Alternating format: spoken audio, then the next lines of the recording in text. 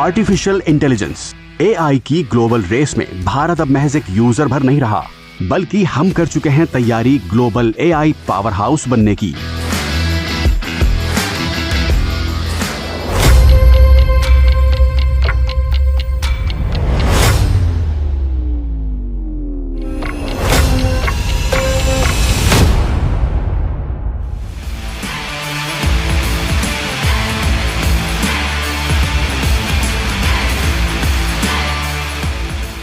Davos में चल रहे वर्ल्ड इकोनॉमिक फोरम में AI एंड इकोनॉमी विषय पर आयोजित पैनल डिस्कशन के दौरान इलेक्ट्रॉनिक्स और इंफॉर्मेशन टेक्नोलॉजी मंत्री अश्विनी वैष्णव ने IMF प्रतिनिधि को जवाब देते हुए कहा कि भारत AI के क्षेत्र में दुनिया में अग्रणी है और दुनिया की जियोपॉलिटिक्स में भारत का अपना एक मजबूत मॉडल है। Which are 20 billion or 50 billion parameters. We are creating a bouquet of such models. We already have a bouquet of such models which are now being deployed in multiple sectors to increase the productivity, to increase the efficiency, to increase the effective use of technology. So our focus is very much on making sure that AI diffusion happens in a very big way.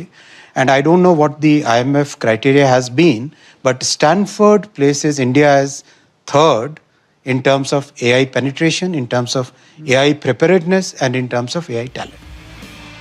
Electronics और information technology मंत्री अश्विनी वैष्णव ने यह खुलासा करके दुनिया को चौंका दिया कि भारत AI आर्किटेक्चर के सभी पांचों layers application, model, chip, infra and energy पर काम कर रहा है। उन्होंने कहा कि भारत ग्लोबल AI सर्विसेज के फाउंडेशन का निर्माण कर रहा है। मीडिया रिपोर्ट्स के अनुसार भारत वर्तमान में 12 स्वदेशी AI मॉडल पर काम कर रहा है। इनमें से 4 मॉडल बहुत जल्द लॉन्च होने वाले हैं। ये मॉडल हेल्थ, डिफेंस और कानून जैसे अहम क्षेत्रों के लिए तैयार किए जा रहे हैं।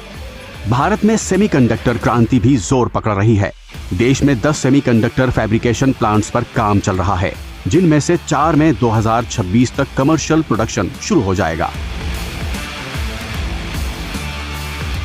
साथ ही गूगल और अमेज़न जैसी दिग्गज कंपनियां डेटा सेंटर्स के जरिए भारत में करीब $70 अरब का निवेश कर रही हैं।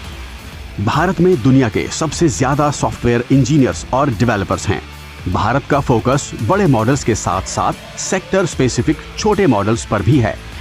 भारत का टारगेट AI को इतना सस्ता और आसान बनाना है कि एक आम नागरिक भी इसका फायदा उठा सके।